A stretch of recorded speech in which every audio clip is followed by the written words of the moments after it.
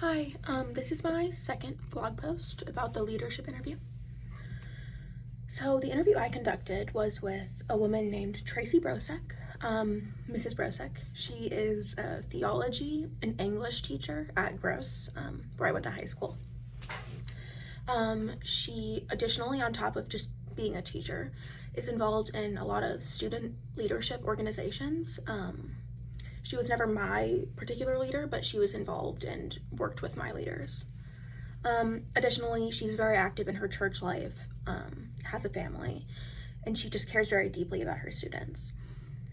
So I thought she would be a very good person to interview about leadership because she has multiple experiences in multiple different fields that are not unrelated, but they are experiences that are going to differ from each other and maybe provide a little bit more of a variated answers to my questions.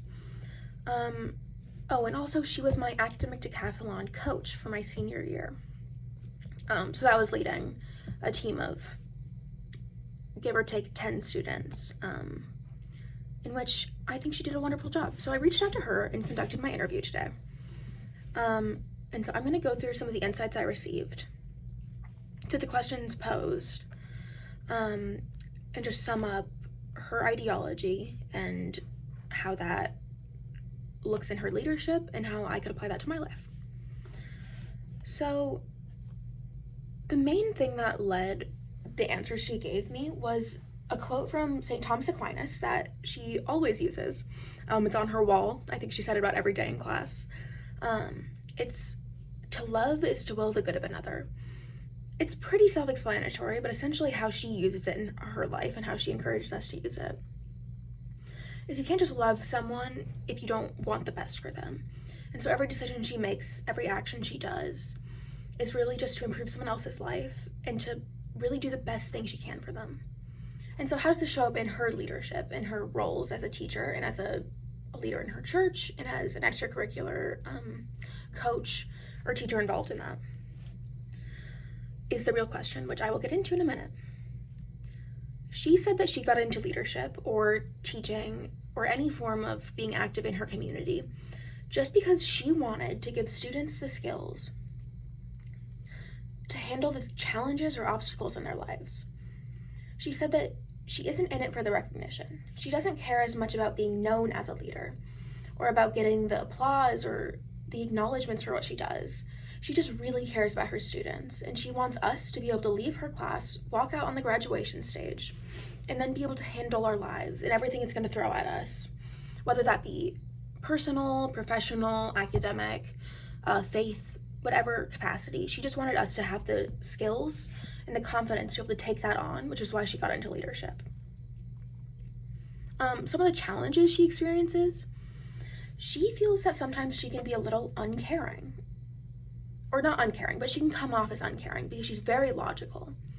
She said that sometimes it can seem like she's a little bit disconnected, and she forgets the emotional part of leadership, which is, of course, a huge part, and the emotional part of being a teacher. She said that what really changed that for her was becoming a parent, because it really took away the idea that these are students these are names on a page, and became that these are people who have parents, who have families that are going to become the people in the world, and that really changed how she went about leadership.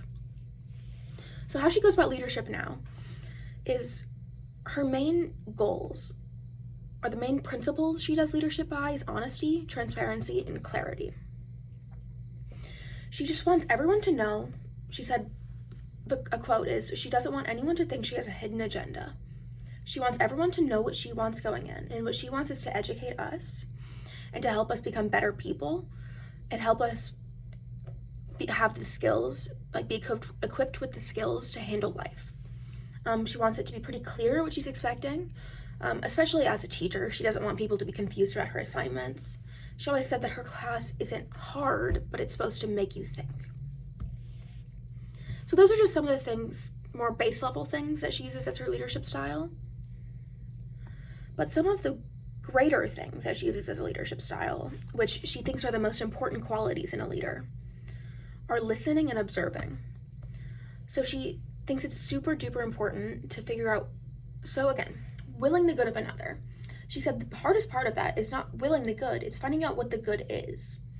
Because the good of someone isn't a want, it isn't passing, it isn't there to benefit me. It's what's going to truly deep down affect someone in their lives. So one of the hardest parts is finding the good, and how she goes about that is listening and observing. She says observing is listening with your eyes. She really tries to get to know each of her students, each of their situations, and she understands that she might not be the person that's going to change their life. It might be a different teacher. It might be someone entirely different. But she wants them to know there's the option for her, and that they're seen and understood. She said it's super important to not assume you're always right. A leader can't always assume they know everything. She said that she always has to listen to everyone else. She's not very technically adept, and she said that, she asks other teachers in the building because she's not afraid with being vulnerable, and a leader doesn't have to know everything to be a good leader. She said another really important thing is when you have a problem that comes up, not just viewing it as a negative. You can look at the positives of it, finding the root problem and then improving it.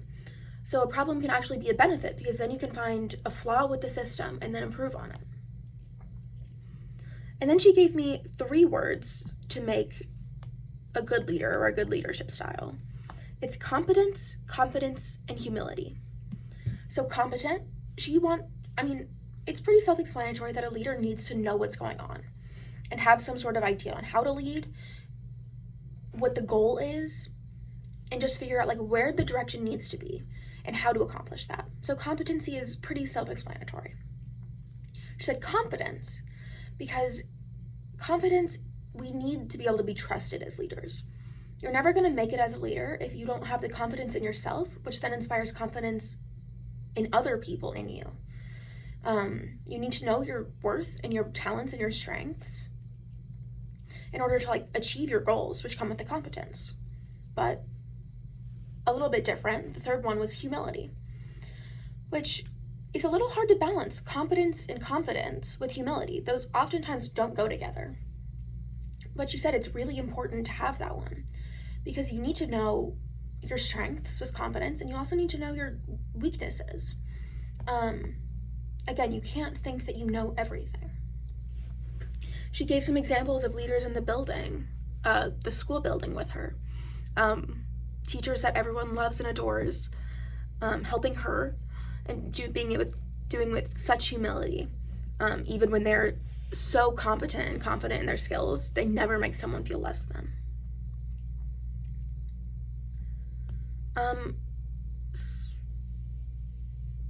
And all of these leadership skills do play a role for her. She has on many, many occasions seen these skills and these tactics come to fruition and actually make a difference in someone's life. One example she gave was a lot of her volunteering. She volunteers a lot with her church, and it's always very reassuring for her and very gratifying that she can actively help someone, and it's very clear that you're helping them. But a little more obscure example she gave was she had to make the decision the year before I graduated to not let 2 students walk at graduation because they didn't fulfill the requirements that were presented to them, and that at the very beginning it was very clear, if you don't do this, you will not be walking. It was always very clear, it was of every single graduating senior, but they did not fulfill the requirements. And so the administration handed it over to her because it was her assignment that they didn't complete. She had a really tough time deciding, of course, because that's a huge deal, especially to someone who's 17 or 18.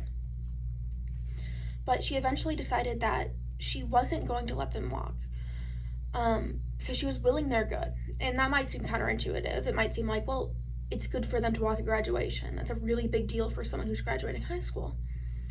But she said, when you're older, it's not that big of a deal. And what is a bigger deal is learning those skills that you need to succeed later in life, and not necessarily just walking across and getting a diploma. And she said both of the students that she had to make this decision for actually came back to her. One of them came back, they had a 2-hour conversation about the importance of what she did and how it really helped him gain an understanding that he needed to do work and he was never actually put in his place or held responsible for his actions. Like that before, which is essentially the same thing with the other student who wrote her a very long letter thanking her for, her actions. And so it's not necessarily for her about making the easy decision or about making everyone happy. It's really not about making anyone happy. It's about making everyone fulfilled and gaining skills and insights into really helping them.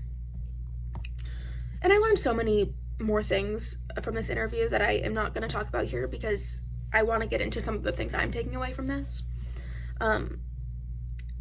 But she gave me some really good ideas, and it's always good to talk to her.